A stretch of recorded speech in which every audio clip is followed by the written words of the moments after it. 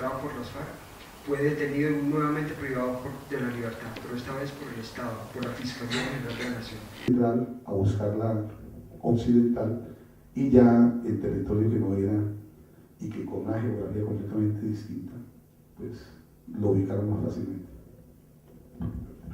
En ese escenario transcurre su niñez, sus primeros días de adolescencia.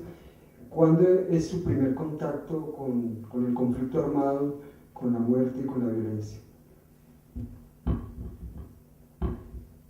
Desde antes de nacer. Mi mamá tenía 5 años y en sus piernas me contaba, en la silla mecedora que hay en la casa, me contaba historias del abuelo en la finca de Ceilán. Ceilán es un pueblo que fue incendiado 2 veces cuando en la época de la guerra liberal conservadora.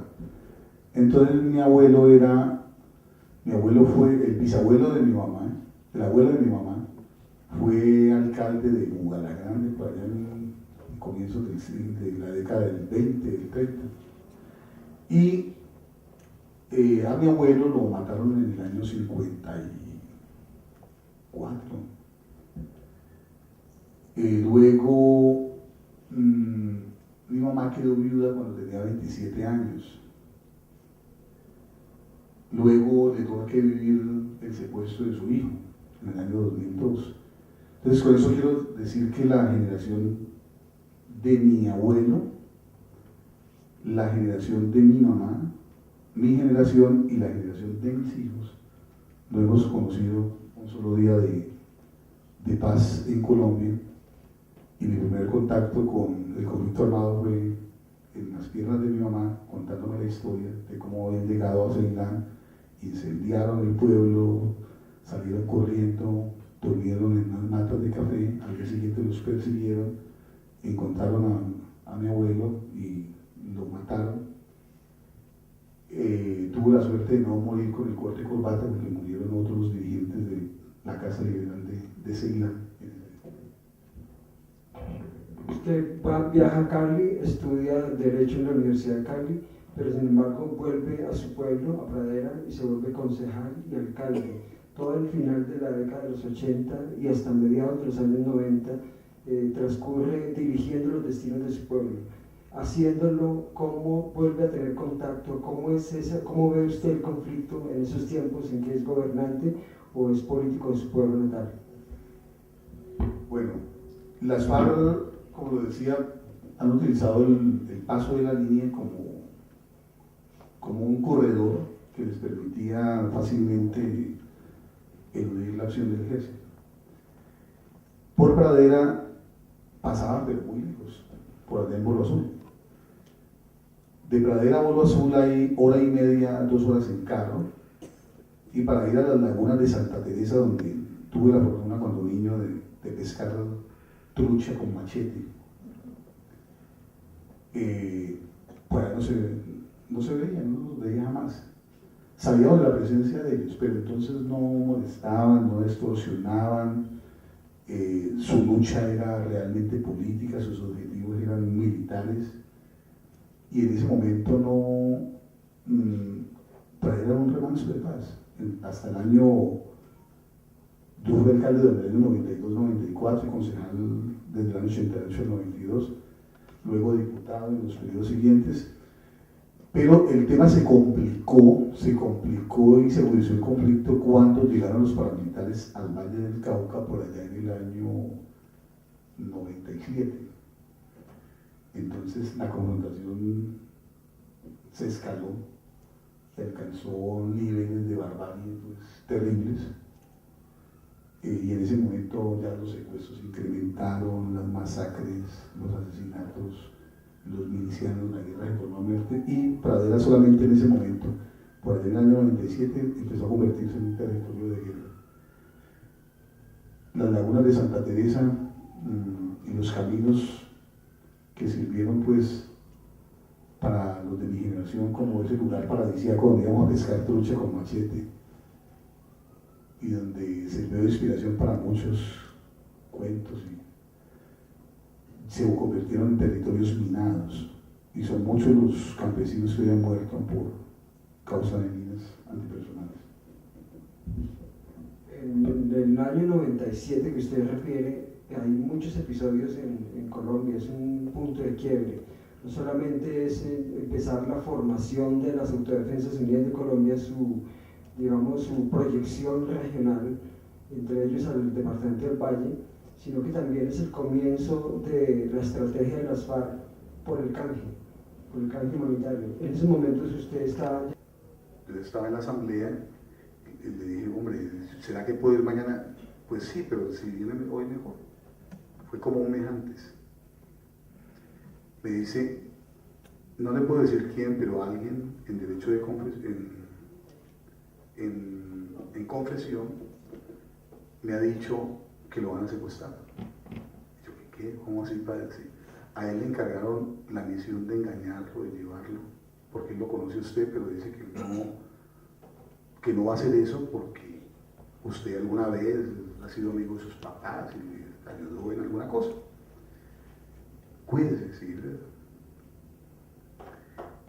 Luego, otro amigo me dice que el secretario de gobierno de entonces le había dicho que me iban a secuestrar. Y yo llamé al secretario de gobierno y le dije, ven, quiero tomarte una vez contigo. Y le dije, me han dicho esto. Me dijo, no, yo no sé nada, no sé nada. No, se echó para atrás. Luego mi tía escuchó algo, una tía que vivía allá en Pradera. Y entonces simplemente ocurrió como lo mismo que el cuento de García Márquez, ¿sí?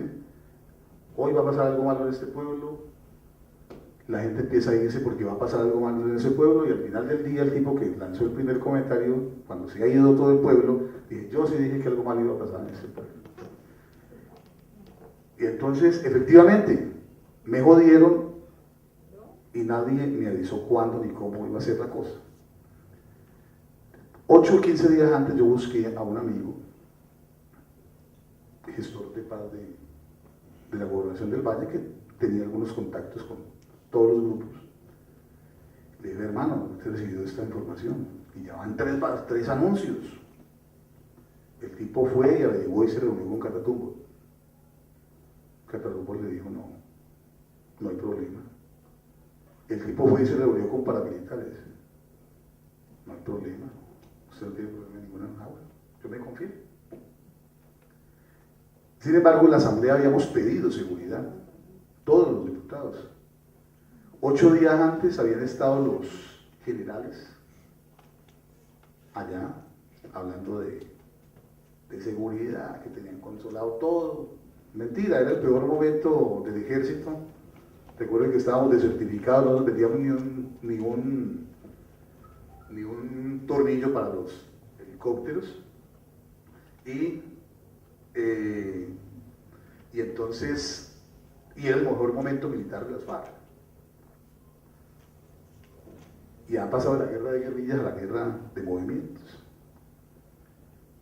Estaban el Caguán pues en su mejor momento. Y sin embargo, nadie le dijo nada. Entonces, habíamos pedido seguridad, llegaron los generales, dijeron que tenían todo controlado, que no iba a pasar nada, y de pleno centro de Cali. Y ese mismo día que estaban allá, habían infiltrado de las FARC viendo a los militares y tomando nota de qué hacían ellos, qué decíamos cada uno de nosotros y toda la cosa. Luego nos dimos cuenta pues de todo eso. La inteligencia que hicieron esos tipos fue una vaina fue un operativo muy importante para ellos y un éxito militar de ellos. Doctor Sigifredo, las FARC se tomaron el trabajo de hacer un video de toda la planeación del secuestro del 11 de abril del 2002 en la asamblea. ¿Usted ha visto ese video? ¿Usted qué piensa de lo que pasó ese día? Yo sé que la mayoría de los temas alrededor del secuestro están magistralmente contados en El Triunfo de la Esperanza, el libro que coescribió con Julio César Londoño y en sus poemas. Pero usted cómo resume, digamos, ese día y lo que pasó el 11 de abril. Ese día las FARC se burló del ejército, de la sociedad colombiana, de nosotros obviamente, demostró su poderío, su capacidad de engaño y de su poderío militar. Nosotros recuerdo que eso ocurrió porque un año antes había unas protestas, llegaron los militares, pusieron una tanqueta, dijeron salgan por acá, nos subieron una tanqueta, nos llevaron a la sexta brigada. En esta ocasión nos hicieron salir por el mismo lado, repasaron toda la tarea que había ocurrido el año anterior, nos subieron una buseta, pero ya no siguió el camino de la sexta brigada o de la tercera brigada. ¿Cuál es el nivel? ¿Sexta o tercera? La tercera en Cali. Y entonces, sino que siguió derecho como hacia los aviones. Y cuando íbamos por detrás del Hotel Inter, ¿y para dónde nos llevan? Ahí fue cuando JJ se puso un brazalete de las FARC y dijo, ustedes están secuestrados. Algunos compañeros alcanzaron a mandar mensajes, creo que el 148, 158, lo del Gaula. Uy, qué bueno. Entonces, y sin embargo no acudieron, no pasó nada. Y ya pues todo lo que ustedes han visto, y el video, pues se tomaron el tiempo suficiente para filmarnos, nos filmaron en la asamblea, nos filmaron en el bus, documentaron todo, la niña del camarógrafo tenía una vaina ahí, una camiseta de Telepacífico. No, pues fue una burla total. Es más, luego cambiaron el bus por un camión. El camión se pararon como media hora. Frescos estaban y no reaccionaban, no hubo reacción. Luego ya nos ordenaron pues caminar, nos pusieron, tener unas botas allí. Yo calzo 42, me tocaron unas botas 40. Ustedes imaginan pues, cómo quedaron los dedos después de media hora. Y me tuvo que estar con esas botas como 2 meses. Eso lo esperamos. Han sucedido 20 llamadas como esas en los últimos 3 años a la fiscalía. Y cuando yo llego me hablan de un video que me compromete, que me tienen que dejar por eso. Yo, ¿qué? ¿Ustedes me están mamando gallo? No, es en serio. Así, muestran el video, no lo podemos mostrar, lo mostramos mañana en Bogotá. Hay órdenes a la... Bueno, pues permítanme, yo llamo a mi esposa, y llamo a un abogado, también mi esposa, mi abogado, y tal vez a un hijo, a otros hijos. Lo que ustedes conocen, una página terrible en la historia nacional de la infamia, me exhibieron ante el mundo como el peor criminal. Después de un tiempo ya estaba... Voy a contarles solo algo que resume lo que estaba sucediendo aquí. 2 días, ahora, en una declaración precita de hace un mes, bajo la verdad del juramento, funcionarios de allá, ahora que está investigando el tema, han dicho bajo la verdad del juramento, dice una niña en llanto, que ella vio el video completo, y llamó al fiscal 38 y le dice, venga doctor, ese no es Sigifredo, ese es JJ, mire. El fiscal 38 se comunica con la señora Marlene Barbosa, directora de Nacional de Derechos Humanos en ese momento, y le dice, es muy tarde para dudas, hay que seguir con el procedimiento. La suerte mía estaba echada. Al día siguiente la doctora Marta Lucía Zamora, fiscal delegada, cuenta la coordinadora de fiscales ante la Corte Suprema de Justicia, la fiscal de más alto grado en Colombia, que se probó ahí que dirigió toda la investigación, que no se movió un dedo en esa investigación sin consultarle a él. Ella llamó al fiscal 38 a la investigación, tiene 2 horas para capturar a Sigifredo. Y ahora, pues ella recusa a sus jueces naturales. ¿Quién la investiga? Ella disciplinariamente el Consejo Superior de la Judicatura. Eso ya como una caverna, una vaina allí, entonces se inventan o hay un choque de tren entre la fiscalía y ahí queda atrapada mi verdad. Y en temas penales, pues ¿quién la va a investigar? El fiscal, propio fiscal, es como harto para uno investigar a sus compañeros.